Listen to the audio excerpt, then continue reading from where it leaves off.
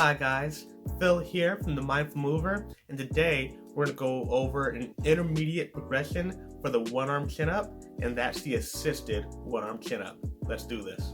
The assisted one-arm chin-up is a great progression to use after the earlier one, the mixed grip chin-up. The mixed grip chin-up lets you provide yourself with a lot of assistance on the assistance hand. The assisted one-arm chin-up starts to help you limit how much assistance you can give yourself from the assisting hand.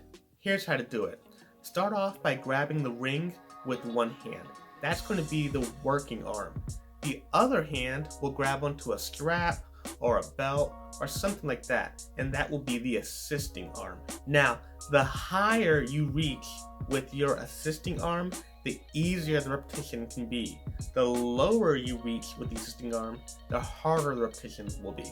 From there, we're going to start pulling with the working arm by driving the elbow back like you want to elbow somebody in the gut behind you. You're probably going to get stuck at some point during that movement. And when you get stuck, that's when you use the assisting arm to provide just enough help to get you moving. Make sure you're only providing the minimal amount of assistance. If you perform the repetition like that, that's going to cause what we call a grinding concentric, where the entire range of motion on the way up feels like a massive grind. It's incredibly difficult. Once you reach the top, what you're going to do now is what we call the involuntary eccentric.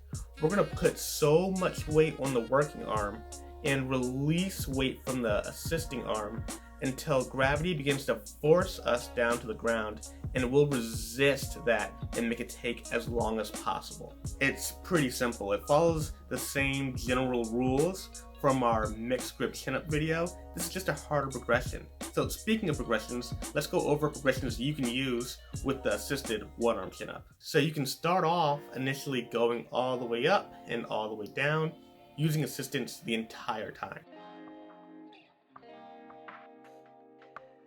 As you get stronger, you can use less and less assistance by lowering your assisting hand on the strap. Eventually, you'll get to the point where you can do the eccentric with only one arm. You won't need help anymore. When the eccentric begins to get easy, you can make it more difficult by doing things like keeping your body in a straight body position, and then also putting your body in an L-sit position.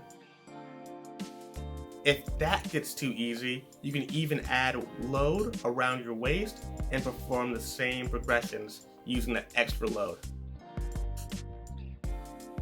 Alright, let's go over some key notes to make this exercise as effective as it can be.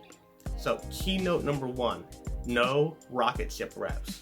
When you grab onto the ring and start pulling with the working arm should be doing as much work as possible. So if you are launching yourself into outer space on every repetition, you know that you're using basically two hands for your chin up. Make sure that one arm is working and the other arm is assisting only a tiny bit. It should be a grind the entire time. Number 2, on the way down, make sure that you do not drop at any point. So what I mean by that is, as you're lowering down, the entire range should stay the same speed. You shouldn't take your hand off the strap and then all of a sudden drop down to the bottom. That will result in missing out on gains and possibly taking a trip aboard the pain train depending on how fast you drop. Make sure you're especially aware of that when you get down to that bottom 1/4 on the way down. I know after you're done an entire assisted one-arm chin-up rep, you probably just want to drop down to the end and be done with it, but don't miss out on that last 1/4. That's really important for getting all the gains from this movement. Keynote number 3, when you perform this movement, you'll probably find it nicer on your elbows and your wrists and your shoulders if you perform it on rings. You can perform it on a bar, but it'll probably just feel better on your joints to perform it on rings instead. Make sure your rings can spin 360 if you do this. Keynote number 4.